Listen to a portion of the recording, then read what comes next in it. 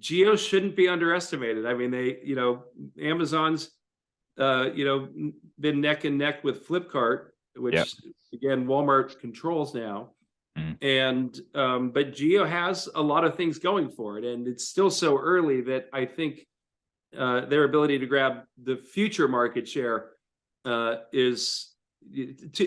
it hasn't been proven yet, but they have been so successful in all the other parts of the story that I wouldn't be surprised to see them take a pretty meaningful share of the story going forward.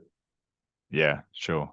Okay, well, before we finish on kind of looking ahead and asking for your outlook for this space, are there any other constituents that we haven't spoken about that you think are worthy of kind of highlighting, that particularly excite you, or perhaps our listeners are less likely to be familiar with? Well, I think Paytm, which is the mobile payments platform, I think that company is a great way to get exposure to the story. I mean, and they've got we met with them in Bombay, and I think that they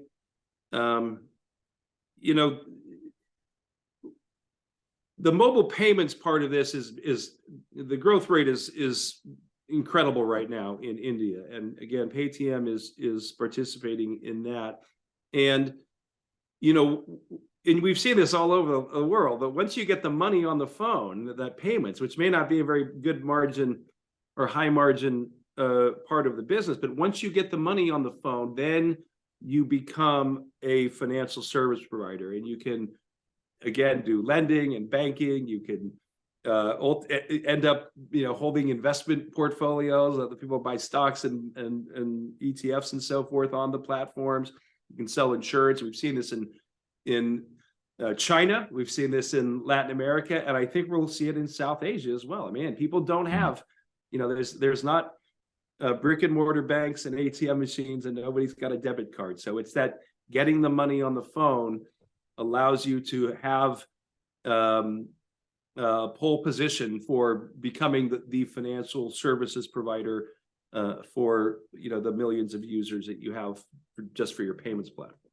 Yeah, I see what you mean. So, completely crucial to facilitating that more digitally native community, I suppose.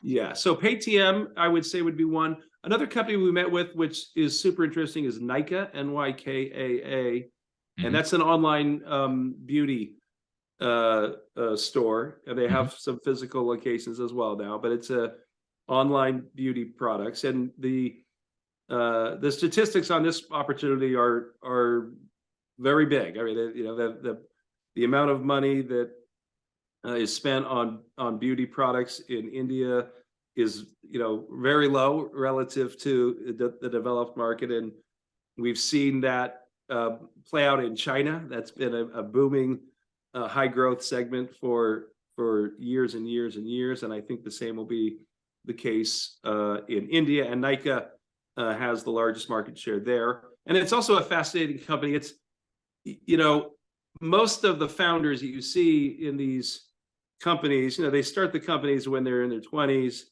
or maybe 30s. But this company was founded by a woman who was an investment banker, and she had promised she would become an entrepreneur before she turned 50, and she got pretty close and said, all right, now or never. And now she's the second self-made woman billionaire in India. So it's a great story as well.